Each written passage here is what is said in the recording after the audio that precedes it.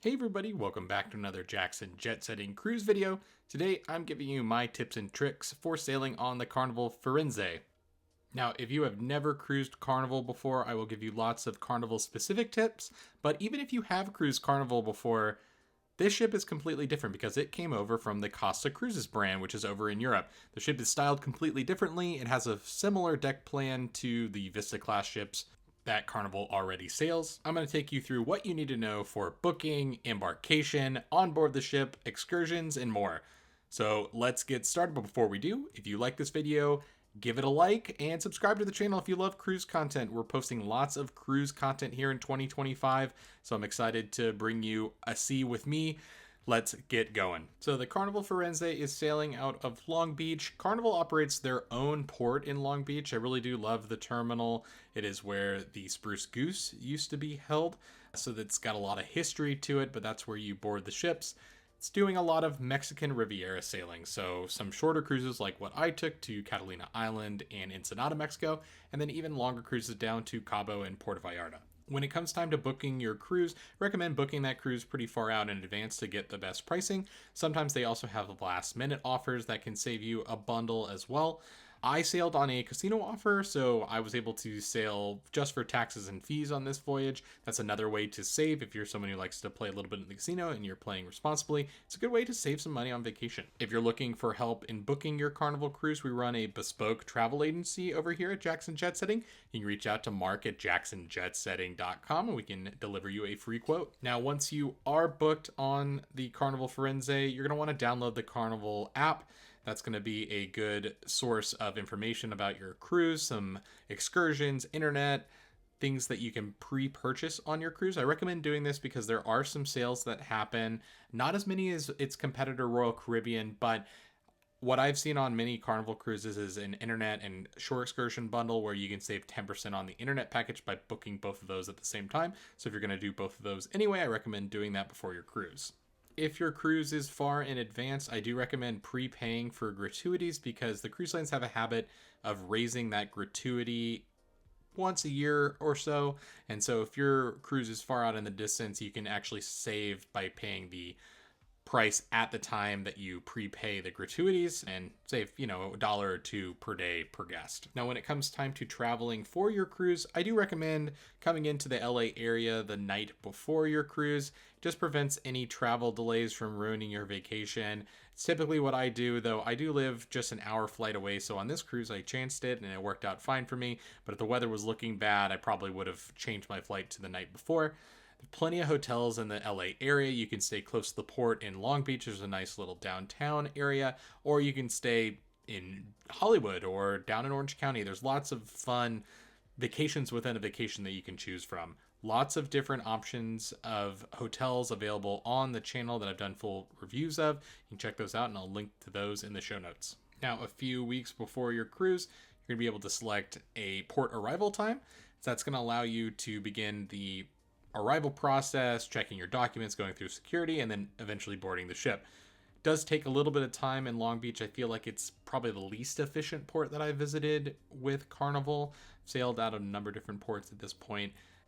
For whatever reason, it just seems like it takes a lot longer to get on board. It took me about 45 minutes on my Firenze voyage. But once you're through the terminal and on board, it's time to start your vacation.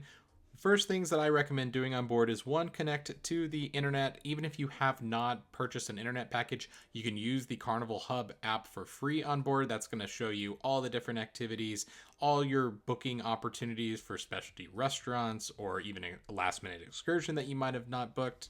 Now, your room won't be ready until 1:30 p.m. when you board. So if you do have any luggage, make sure that you use the porters that are available at the port. That'll take your bag and deliver it to your room in the early evening hours. Take anything that you need on board. I recommend packing a swimsuit if you want to utilize the pools if you're sailing during a warm weather time of year. Now, it's going to be lunchtime when you board, so you're probably going to be hungry. Most people are going to head to the Marketplace Buffet. That's going to have your most amount of options available to you on embarkation day. The problem is it does get quite busy, and I felt like the Marketplace on board the Firenze was a little cramped at times. So what I like to do is go to Guy's Burger Joint. They have a special menu on the Firenze for the Italian style cruising that they have. That's probably my pick, but there's a number of different restaurants available, including La Strada, which is on one of the lower decks and probably a hidden option because it's not really available on many of the other Carnival ships. So while this was a Costa ship originally, Carnival did bring some of their venues on board, and especially those menus, even though the venue may not be named something that you're familiar with. If you're familiar with the Alchemy Bar, for example, they have Amari, which is going to be your specialty cocktail lounge on board. The bartenders know how to make all of the alchemy drinks. They have an awesome menu there, and they have some special cocktails just on board these Italian style ships. Guy's Burger Joint has a special menu, but they have traditional cheeseburgers. And then that Blue Iguana Cantina has been replaced on this ship. They have an Italian / Mexican fusion restaurant, but what I found was that the menu was very similar to that Blue Iguana for the at least Mexican food options. Shack's Chicken is available on the Radiance. It's the only time that I've dined there, but they have a shack-like concept, SHACK rather, that has pretty much the exact same menu as Shack's Big Chicken. So you can get those chicken and waffles, or you can get the chicken and biscuits in the morning. Really awesome stuff, and it's all included in your voyage. This was my first time sailing on a Vista class ship, so I was really excited by all of these specialty dining options. Bonsai Teppanyaki was definitely a highlight. I think that that's always a fun part of the cruise, especially for those big groups. Definitely book that in advance because that's one of the most popular options on board, and there's not many tables. They also have a bonsai sushi bar. They have Steakhouse 555, and they have an Italian restaurant as well. They have an empanada stand that's open certain hours. They don't really advertise that, so that was definitely a secret option for sure. Overall, the food on board was excellent. I think that Carnival really does a great job with all of the included complimentary food options on board. And if you do opt to dine at some of the specialty restaurants, they're spectacular. I also thought that the entertainment on board was really great. Now, unfortunately, I didn't get a chance to see any of the production shows because they were having some issues with the stage, I believe, but all the performers on board, the live music, it's everywhere on the ship. I think Carnival does an amazing job across the board with this. They had a trio of violinists that were really great. It was a Christmas cruise, so they were playing some Christmas classics at time in the main atrium. It's got a really great Italian feel, makes you feel like you're deep in the middle of Florence, Italy. I really loved the ship for what it was, which was a very Italian style sailing.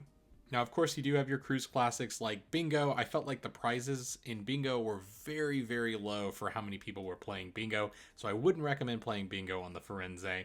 But they do have fun other options like Deal or No Deal, and you actually play on your phone now instead of the kind of pull tab options that they have on other ships that I've seen. So that was a nice innovation I liked, and you got some bonus cards for that. Ended up winning some casino free play with that amount, so that was great. But my favorite activity on any ship is going to be the Love and Marriage game show. It's always hilarious. You never know what people are going to say.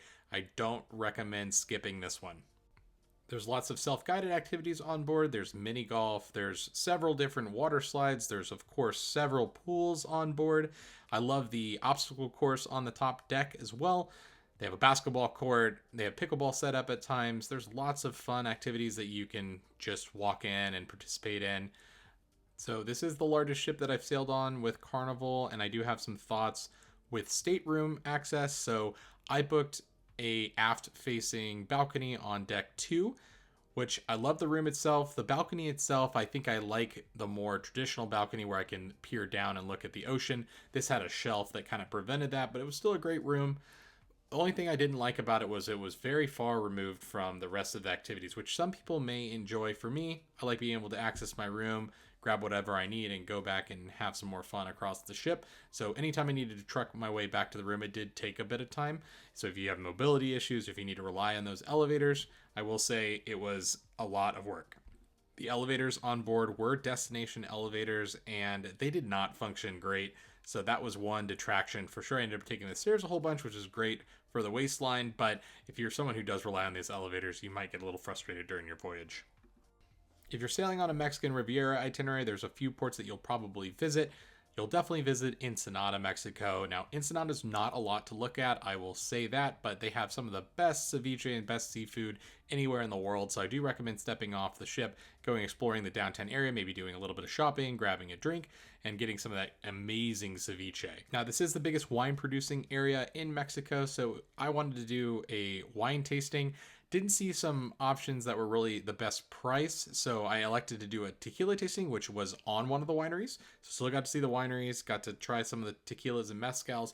Really a nice tour, very elegant, a lot better of an experience than I thought. So I do recommend doing that, and it really just takes about half of your day. You have the rest of the day to explore the downtown area. We also went to Catalina Island.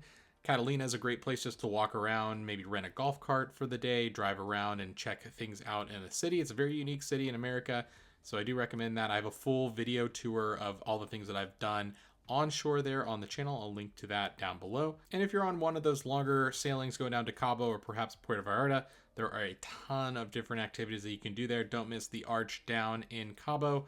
Lots of great food there as well. And down in Puerto Vallarta, we've had an amazing time doing a zip lining excursion. We've stayed down there separate from a cruise before. So we have a lot of videos up on the channel that I'll link down below.